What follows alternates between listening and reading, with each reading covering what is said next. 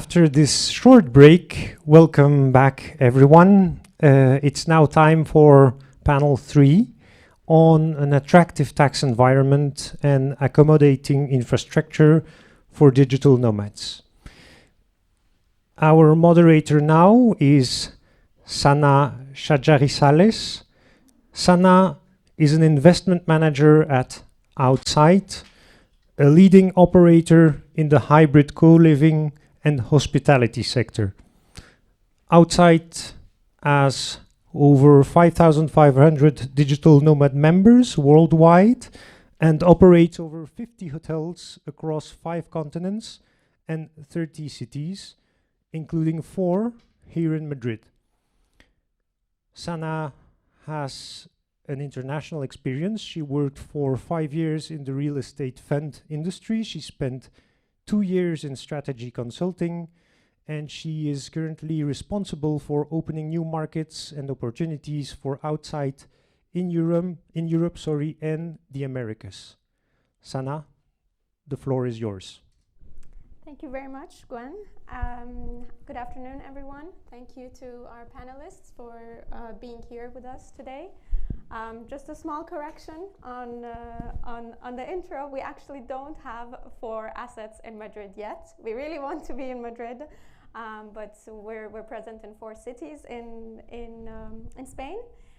But we are definitely looking with Outsite to launch a property here in Madrid.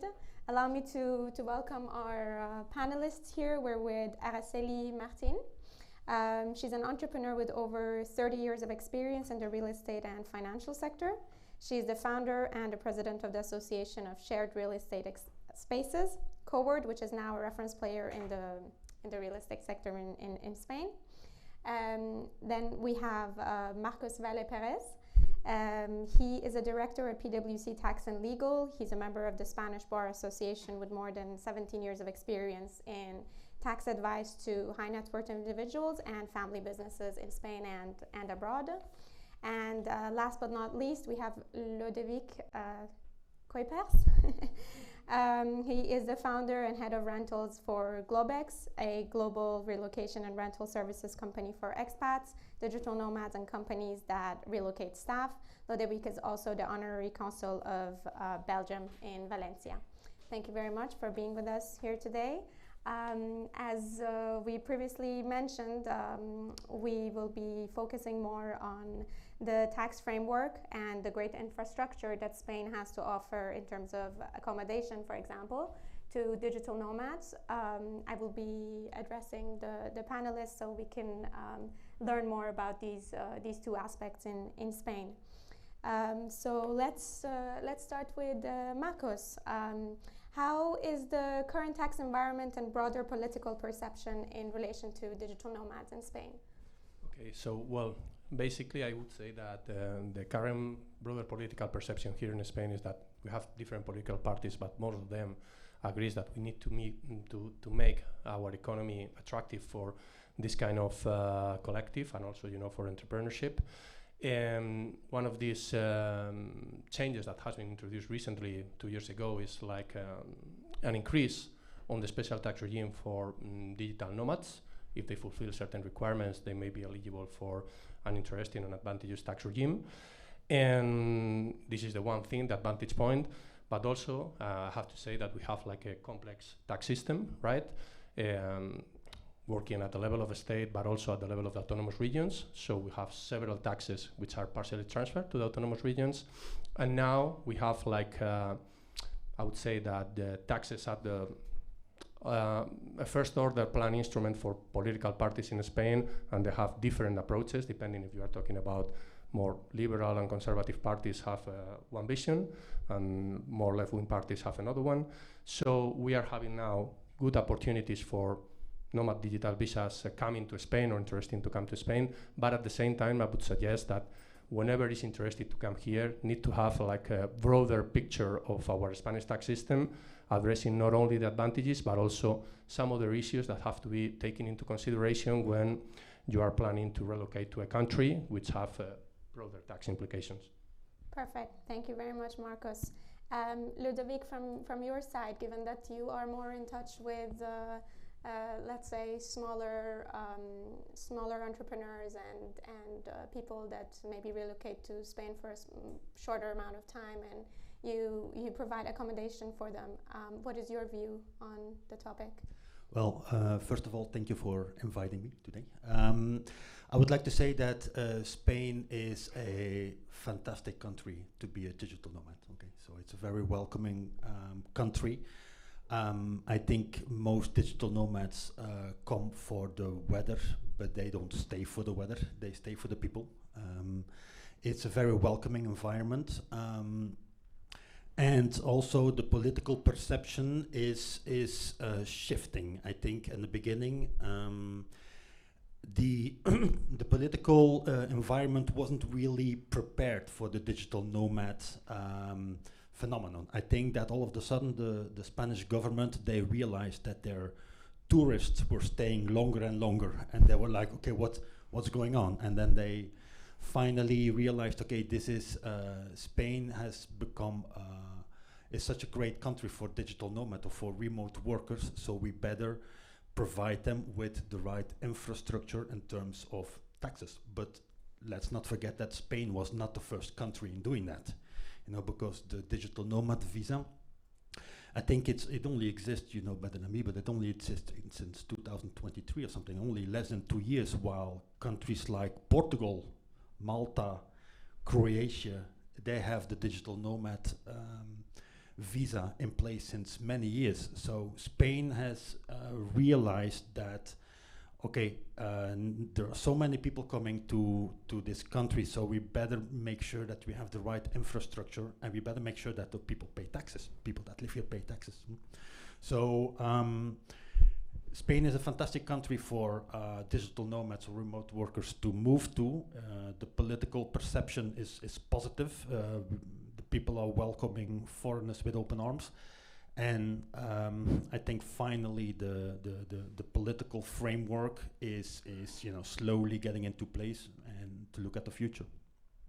Perfect. Thank you very much, Lodewijk. I definitely agree with you. Spain, as we mentioned in the first panel, I think only introduced the digital nomad visa towards the end of 2022, which facilitated basically for digital nomads that wanted to come to Spain but didn't have a way. A lot of English speakers, a lot of after the Brexit, English people, a lot of people from the US who wanted to come but were facing issues with the visa are now finding it much easier to come here, even faster than a tourist visa without any problem. But definitely we have a way to go to catch up to Portugal and Croatia and other countries that have been here.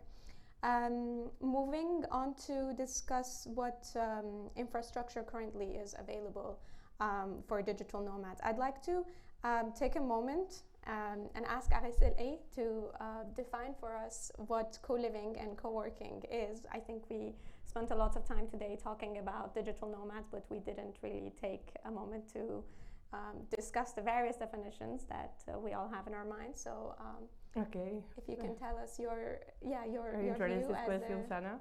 And thank you. It's a pleasure to be here. And I would like one thing in this today was be to stay José Antonio Granero. He is the architect, the Entreabierto Arquitecture. Obviously, I am not José Antonio Granero. Thank you you giving me this opportunity. Oh well, hello. I would like to answer your question. What is co-living and what is co-working? No?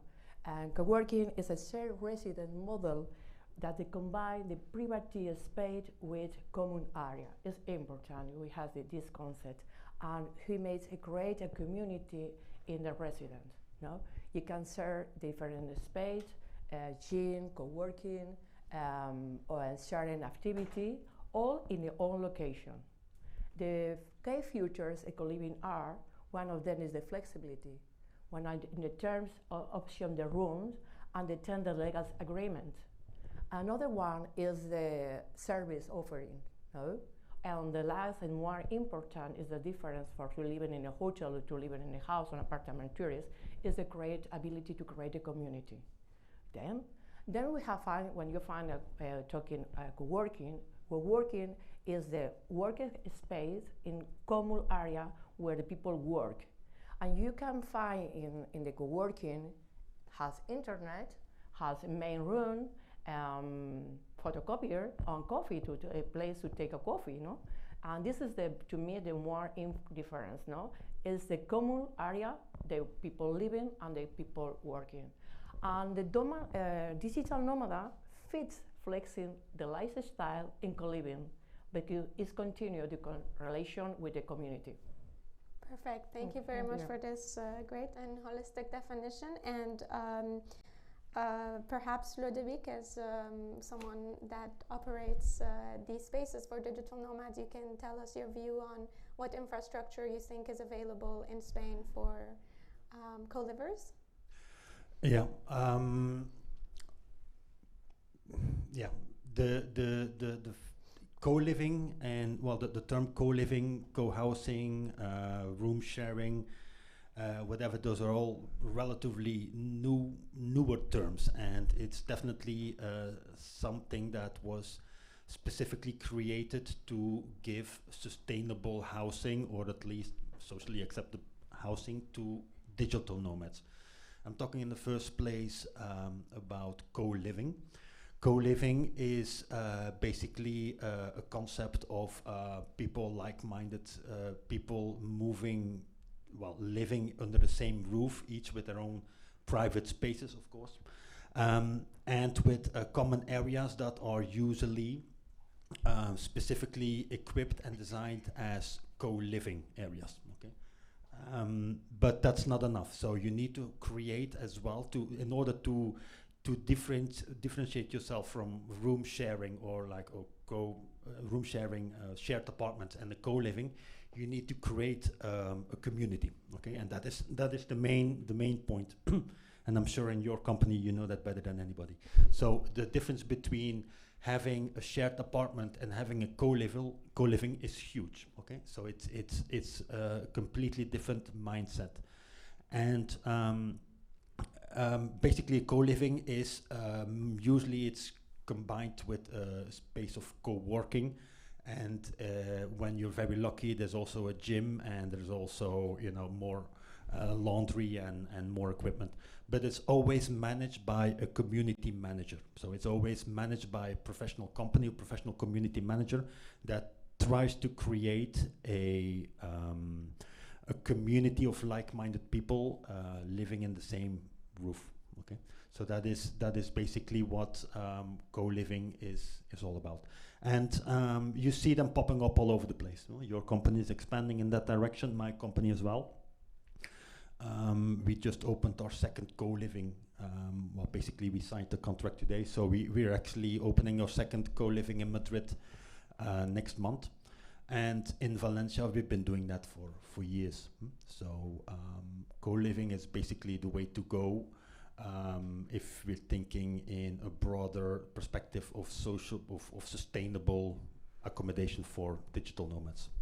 Perfect. Thank you very much to both of you. I think to add on that and the existing infrastructure that we have here in Spain, it would be interesting to also mention currently you have co-living spaces that operate under a residential license, or co-living spaces that use a touristic apartment license or a hotel license. This is because actually in the administrative and legislative part, it's not very well defined what type of license you need. So looking at infrastructure and the supply that's available in the Spanish market, it's important to take into account the fact that there isn't really an easy way for co-living operators to position themselves, and with all the challenges that you see in respect to, for example, touristic licenses that are being banned, or they're no more being issued, or they're being taken away in Barcelona,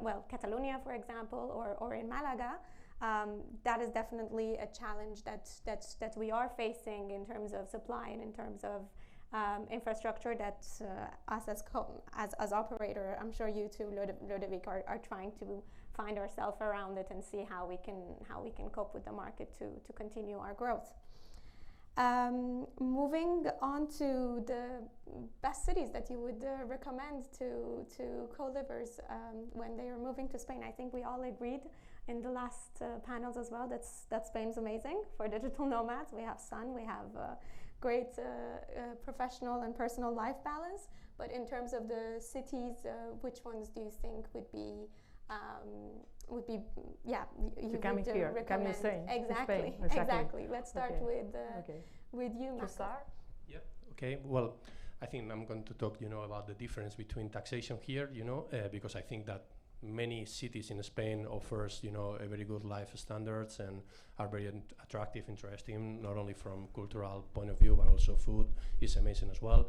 But I would say that, as I mentioned before, in Spain, there are so many taxes which are partially transferred to the autonomous regions. So whenever we have a person, an individual, a digital nomad, who is thinking to relocate to Spain, he needs to be addressing not only whether he's going to be eligible for the vacant law, but as well, at the same time, he needs to understand if he has any other sources of income apart from his daily activity as a professional or as an employee, how, the location where he's going to be established are going to affect his overall taxation.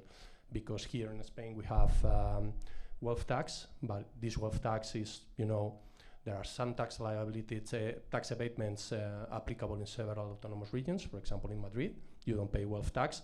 But if you have certain level of wealth and you reach certain thresholds, you may be subject to solidarity tax on large fortunes. So this is something that you have to address when deciding whether to move to Catalonia, Valencia, Madrid, Basque countries, wherever.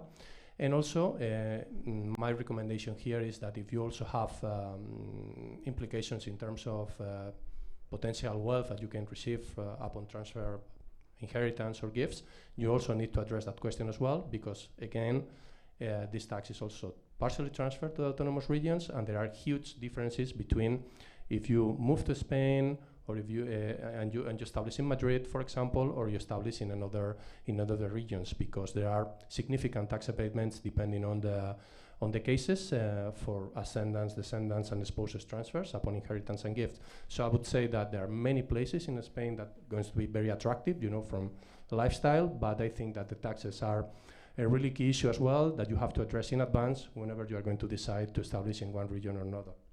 Perfect. Thank you very much. How about you, Araceli? I would like to say how many digital nomads there are on the world.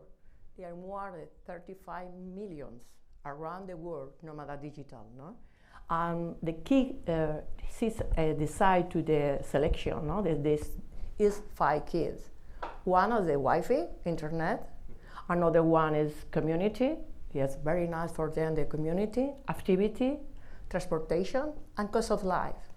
And when you answer your question, where is the city? I say, the first thing I would like then, you need to understand who is the lifestyle in Spain, the different city, Barcelona, Madrid, Valencia, Malaga, you talk Sevilla, Granada, Aira, Islam. But I would like to tell them the difference is inside the climate, no? Would you like more the south of Spain, or would you like more your budget? Because Madrid and Barcelona, you have a high quality life, but the cost is higher. But for example, if you choose Valencia and Malaga, you have a nice lifestyle lower than Madrid, the cost lower than Madrid and Barcelona. Okay. To me, if I wanted to say one is the best, and I was around Madrid, but I live in nice like Canaria, Malaga, and Granada, and Sevilla. To me now, Sevilla. Because Sevilla, he has a lifestyle, very nice, the low cost to live, and a great now, the digital nomad. Another one is, the summer is very hot, but you can move in Malaga, or you can move at the beach of Valencia, no? Definitely. I definitely agree with you. Maybe to add on your list, I would also include the Canaries Island. Definitely you have great amount of sun, great amount of activities there. You have a lot of digital nomads that since actually before it was long before, for more than 5 years now, we're seeing more and more digital nomads move to the island even before Spain had recognized this type of visa. So that will, along with all the broad list that was mentioned, that I agree with, I would just add the Canary Islands as well. Canary Island, Fuerteventura is very nice. Exactly. Very nice. Thank you very much to both of you. Next, just to touch upon this hurdles that the digital nomads face when moving to Spain, that we already discussed briefly in the previous panels. What do you think? Which aspects do you think are more important to keep into account when they want to move to Spain? Araceli? Okay. Well, you're talking about the tax, okay? Okay, I know. Okay. An addition, internet, tax, transportation. I would like to add one aspect very important: language. Yes, language. English is common. Speak English in a large city and around the world. But I would like other fact. In the top list, the more important destination, the digital nomad, the first city is, what is the name in Spanish? Osaka, in Mexico, no? Osaka, I pronounce what? Oaxaca. The second, Medellin, in Colombia. And the 4 and 5 is Santiago de Chile, Mexico DF. And this is very surprised, no? The 4 of the 10 cities on the top, they speak Spanish. To me, is a good added to consider the digital nomad to come to Spain, no? Another one is the cost of the living, no? If you're talking about the difference, the price, the living in London, average about more than 5,000 euros. In Sevilla, is average for men 3,000, no? This is the difference, the cost of the lifestyle. And there are other things to me is more important, the difference, the city in Spain and other country in Europe, no? Is the cost of the life and the balance of life. The balance that you can have time to work, you can have time to business and join, no? This is to me, this difference another city, no? The balance, the working and life. Perfect, thank you very much. You, Marcos? Yeah, well, the first thing that I think is important for a digital nomad is whenever he's deciding to come to Spain and to be here for whatever time it is to think about the length of the stay, because in taxes, the time you spend in a country is relevant in order to trigger tax filing obligations and taxation in Spain and in any other country. So the first thing that I would say is that you need to think in advance if you are going to stay just sporadically, 2 months, 3 months, or you are planning to stay a bit much longer, because in that case you may become a Spanish tax resident. And a second point that I think is important is think it previously you can, because there are some tax incentives available that if you manage everything correctly, you may be eligible for it. Let's say we have already spoken a little bit about the vacant tax regime. So this is something that you cannot apply for while you are already here and thinking, okay, I'm going to do everything. You need to do everything in the correct and appropriate way, in the correct timing, in order to meet the requirements. And also, you need to understand that if you are keeping sources of income and wealth in your country of origin, your overall taxation may change. So you need to also seek advice on how are going to be treated in my country of origin while I'm living in Spain for the period it may be, because am I breaking, the tax residence there, or I'm still considered as tax resident in my country of origin? Are going to be any tax resident conflict potentially with both countries, because countries have different rules in terms of when a person may be deemed as tax resident according to their jurisdiction and internal legislation. So all of these things, in order to avoid double taxation on the same income, and how I have to manage my tax filing obligations are an important matter. I think it was in the previous panel, some people mentioned that some digital nomads come to Spain because of the lifestyle and the attractiveness of our country, but then realize suddenly that they have tax filing obligations that they need to handle. And everything, I would say, that has to be think previously. You need to seek a good tax planning in terms of being clearly understood which are going to be the tax implications for you when you are taking a decision of moving from one country to another. Perfect, thank you very much. Definitely agree with the two of you, especially given the administrative challenges and timings that we face in Spain, it's definitely important for digital nomads to consider all these hurdles before taking the decision to move to Spain, and the timing in which they do it, and the location, the autonomous region that they choose. Next topic is the hot topic of sustainability. We have also the COP29 happening right now. Yesterday was the start in Baku, Azerbaijan, of the conference from the United Nations on climate change.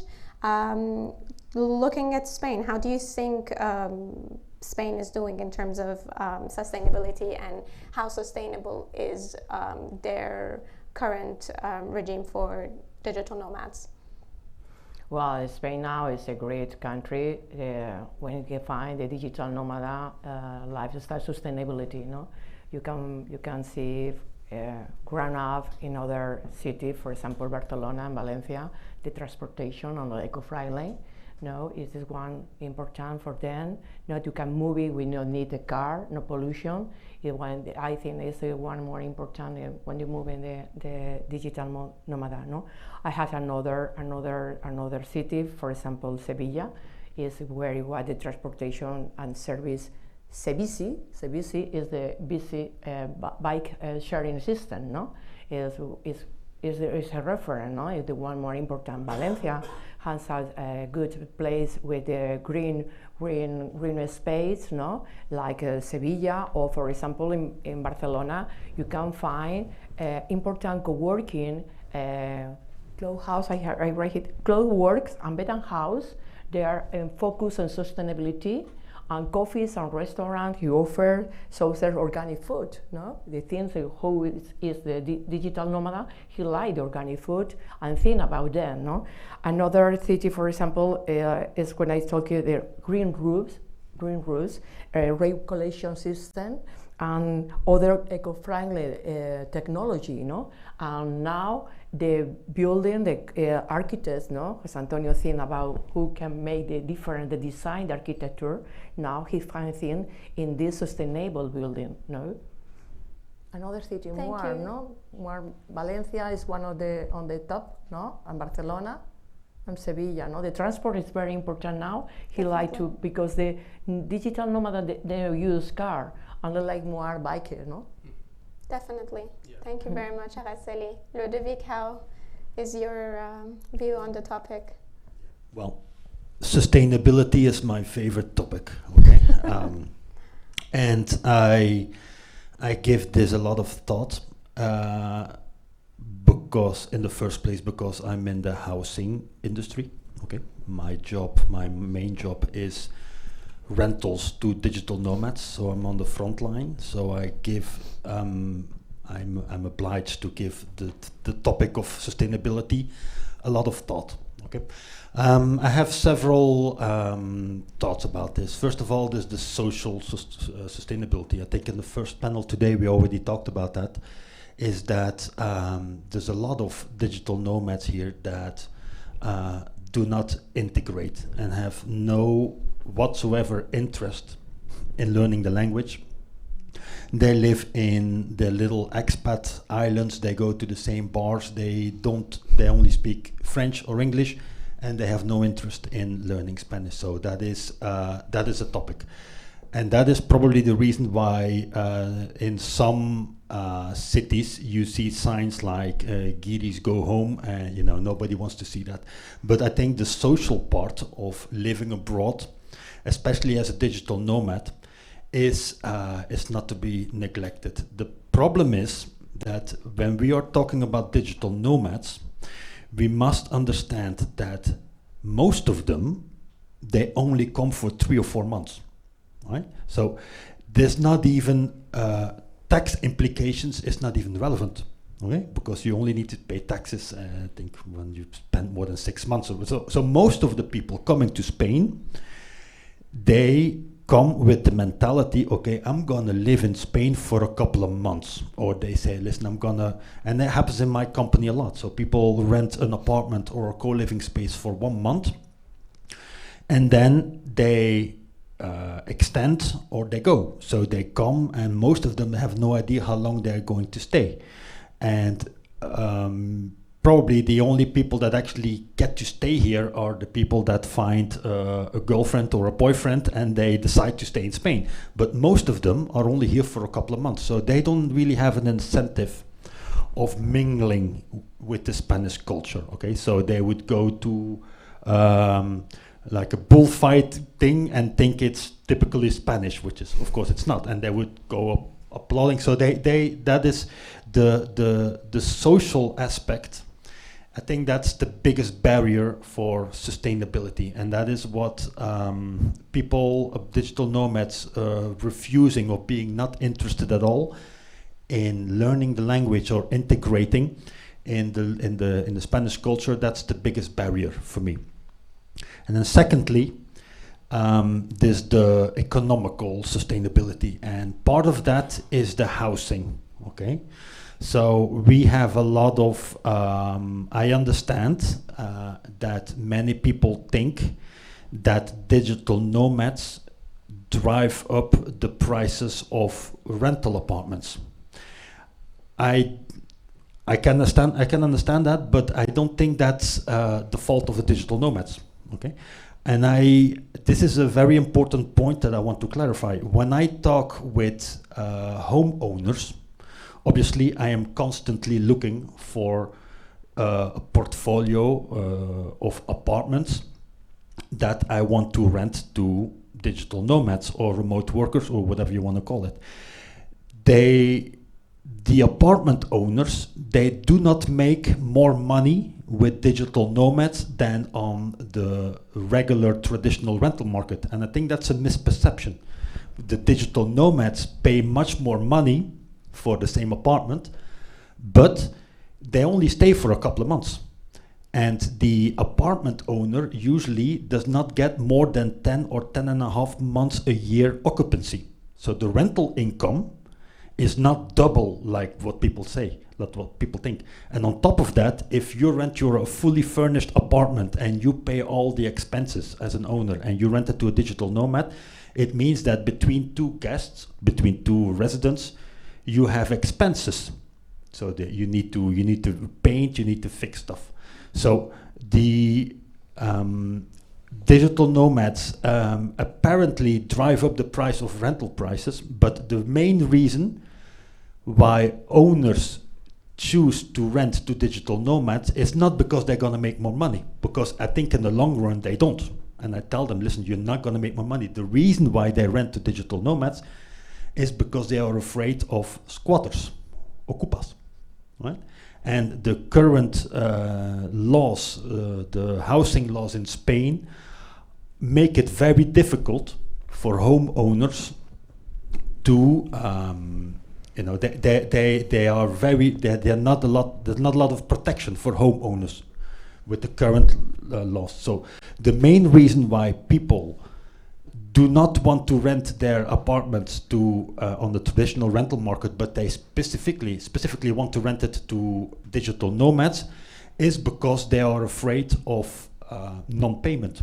Okay, so I think that's a very important issue. Okay, but in general, sustainability is one of the biggest challenges that my industry, and I think everybody's industry in this room, okay, is facing. Okay, we were talking about the political perception of digital nomads. We are talking about the signs of geekies go home. We cannot deny there's a very fine line. We need to find the balance to make to combine the needs of the digital nomad community and the local community. So it takes a lot of political and goodwill and certainly a lot of goodwill from the people that are coming here to get to that level of equilibrio, right? That we are all looking for. Okay. So sustainability is a topic I can talk about for hours, because I think it's very important, and specifically when we are talking about digital nomads that are only staying here for 3 or 4 months, and that's the big majority of them. Okay, let's not forget. Exactly. Thank you very much. I can Yes. Have time, wherever you want. Yeah, we have some I time. important what you say, Lodewijk, no? The time the digital nomad stay one place, no? This is the reason the build co-living, because co-living offer the service in apartment, rent apartment, no service offered. And don't forget it, that the digital nomad, he would like to live on a space where you can, one day can find community and service, and the facility to stay on the large agreements, 1 month, 2 weeks, 3 weeks. This is the reason we have to have a study who is the normally urbanics we have to allow for them to get that service. No, it's a question to me very important, because rent apartment is very nice, but you know the law, no, we need to stay 1 year, no less, no, and this is the difficult for the digital nomad. He don't choose apartment rent. He like more co-living. Okay. Thank you, Okay, thank Araceli. you. Yes, I definitely agree that there are different types of assets that co-livings can live in. There can be residential assets, or as we mentioned earlier, apartments with touristic license and hotels and so on. And I do agree with you, Lodewijk, that maybe at the end the net return for the homeowner ends up being the same, even though I have studied cases that hasn't been that way, a lot of them, but I do think definitely on the supply side it is hindering a lot the local communities' access to these types of assets, even with the introduction of laws to protect the locals with the ceiling on prices, for example, and etc. Now, as you know, they're doing 11 months, 364 days rental contracts precisely to meet this demand from digital nomads that earn double the salary of an average Spaniard and easily can pay 3K for a 1-bedroom apartment in Barcelona. I agree, but let's not forget that the people that are coming on a digital nomad visa, so I think one of the requirements to have a digital nomad visa, you know better than me, is that you need to have like a double than standard income or whatever. So you need to have a financial base. So it is absolutely correct that people on a digital nomad visa, they have much more economic spending power than local people, and that is a problem. But the real problem is that most digital nomads, they don't pay taxes in Spain because they don't stay for more than 6 months. Definitely. Okay? And that is much more disruptive for because in fact they are on a, you can call it a staycation or a workation, all the new terms. In fact, the people with a laptop coming to Spain and spend a couple of weeks working and then go home again, Fuerteventura, I love Fuerteventura. We work in Fuerteventura, and that is perfect. That kind of digital nomads, they should all go to Fuerteventura. It's perfect, but it's much more complex to integrate those people in a city like Valencia or Malaga. Yeah. Okay. The infrastructure is better. So there are areas in Spain, and Fuerteventura is the best example. That is the whole island. Coralejo. It looks like it's designed for digital nomads, for surfers coming for 1 or 2 months, and the whole local economy is built around that. And they have apparently, seemingly, they have found an equilibrio, and that equilibrio is much more difficult to accomplish in other cities like Valencia. Thank you very much. Thank you. As you can see, it's been a hot topic. There is some disagreements between us. I think we can continue the discussion after. Last question, and I'm going to limit it just to Marcos to answer, please, before we move on to Q&A. There is some controversy between golden visas and the Beckham tax regime. Do you think that digital nomads can still rely on this? And I'm going to ask that you keep the answer very brief, please. Well, yeah. I would say that I would make a distinction between the golden visa and the special tax regime. It is true that the golden visa, you can obtain visa residence permit if you make certain investments, and one of these investments, if you reach certain thresholds, was in real estate. And as Lodewijk pointed out, and all the colleagues here, there is some problems in the real estate market in Spain for average Spaniards, to acquire an habitual dwelling, and this has created some social controversy at that point. Discussions have been going around, the remove of this golden visa or to restrict it in some way. But I would say that this is a completely discussed thing, completely different from the vacant tax regime, because if you look historically, to the development of the special tax regime, which has already been in place more than 15 years, okay? There was, at the beginning, some social controversy on that point, because it was told that, that it was a special tax regime that sportsmen and footballers, big stars, were taking advantage of it, to pay lower taxes than an average Spaniard in a country. But this was already tackled so many years ago. Some changes were introduced. So there was sportsmen were excluded. There was a flat tax rate of 24%. Applied only on the first 300,000 euros annually, so you are having to pay 47% tax rate on the excess of employment income.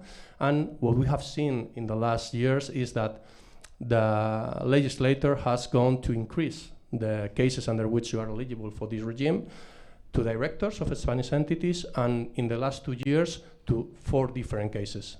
Digital nomads who have come to Spain under an employment relationship, that is what we are talking here about, but also directors of Spanish-related entities whenever they perform a business economic activity, family that comes, with the main applicant of a special tax regime, and also they have extended it to some self-employment individuals if they perform certain restricted activities. So I would say that is a very well-established incentive tax regime in Spain, and I don't think in the foreseeable future that this government or the other government or the different approach are going, to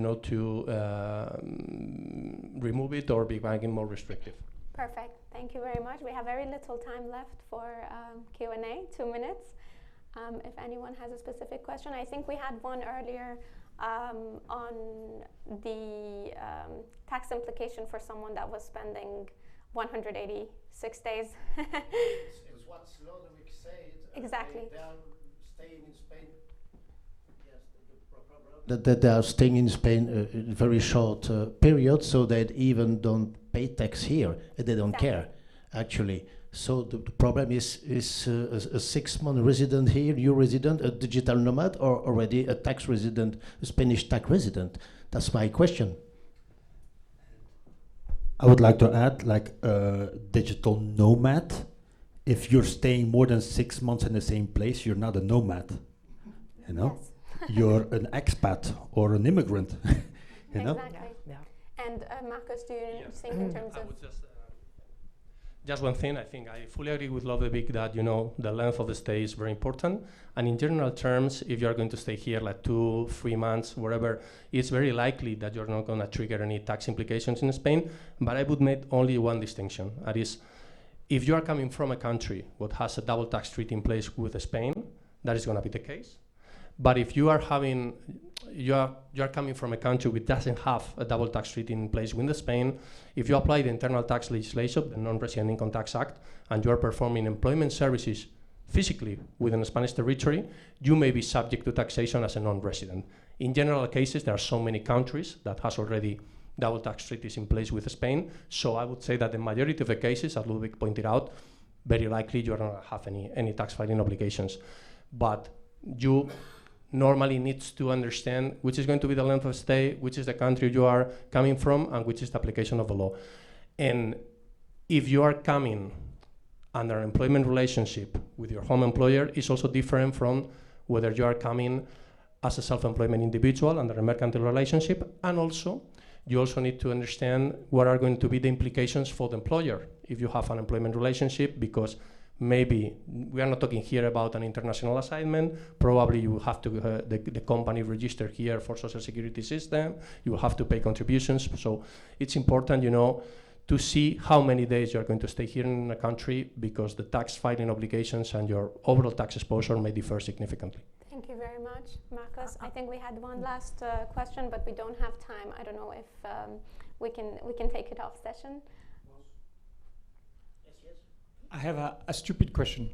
Please. Is there, talking about nomad, is there possibilities that, or is there cases where people, as you say, go 3 months in Spain and then they go 3 months in Hawaii and then 3 months and they end up not paying anywhere? Is there people that don't pay tax? That is not a stupid question. Many people ask this question, to tax advisors, and that would be, you cannot be, of course, you can try to be, but you cannot be non-tax resident in every country.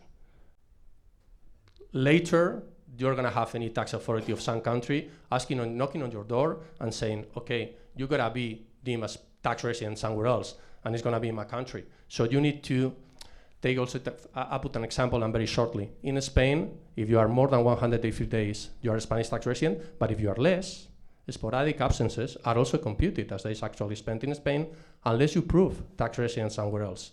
So it is very, very difficult and not correct from a theoretical point of view to be deemed as a non-tax resident in every country. And I would like to say one thing, okay? I think in that moment, you have a good relation with the time, the tax, 3 months, 2 weeks, and it's the same to the offer, the co-living, how many times you say, Lodewijk, 1, 2 months. If not